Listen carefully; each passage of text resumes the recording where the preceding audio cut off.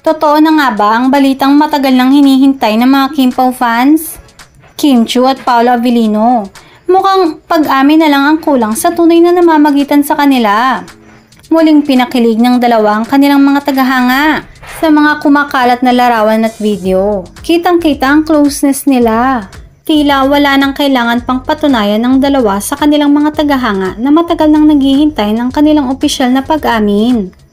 Marami ang nagsasabi na sapat na ang mga larawan at video na nagpapakita ng kanilang pagiging malapit at sweet sa isa't isa bilang patunay ng isang espesyal na relasyon.